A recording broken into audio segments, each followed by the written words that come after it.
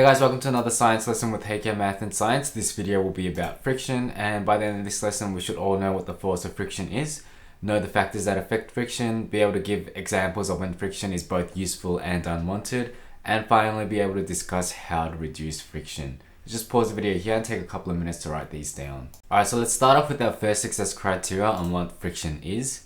So what is friction? Friction is a force that occurs when two objects rub together. Friction is a contact force because both surfaces are in contact, and friction always occurs in a direction opposite to the motion. So if you look at this image here, the motion is going down the slide, so friction will act in that opposite direction, so that's up the slide there.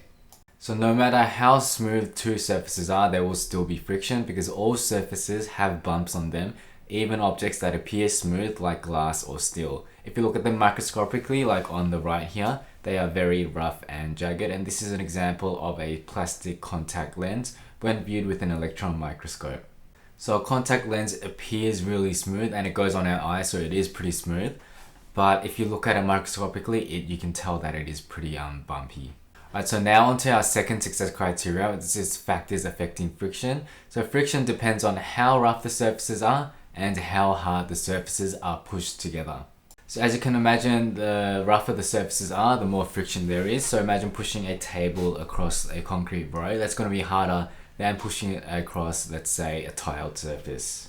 Also, how hard the surfaces are pushed together. So if the table that you were pushing, like in the example before, if that's heavier, it's going to have more friction, and if it's lighter, it's going to be a bit easier to push. Alright, so we have both useful and unwanted friction, and we'll start off with the useful friction here.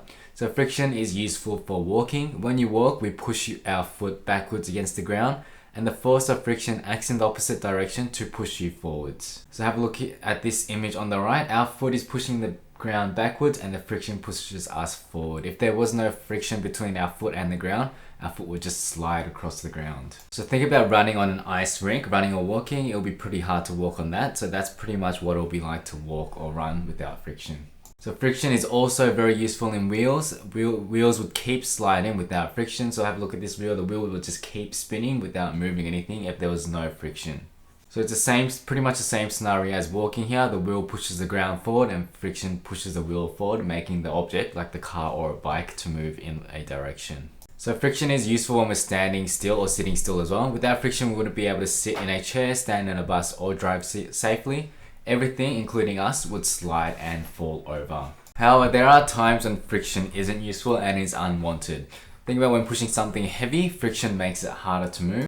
Finally, friction is useful for slowing down. Think about riding a bike or driving a car. Pressing the brakes uses friction to slow your bike or your car down.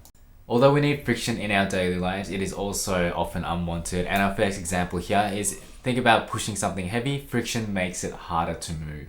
Moving parts in a machine or engine are also gradually worn away and made thinner by friction, and friction finally also produces heat. And friction also occurs between an object and the air around it, and this is called air resistance. Alright, now let's look at how to reduce friction. Reducing friction makes machines more efficient, cheaper to run, and longer lasting.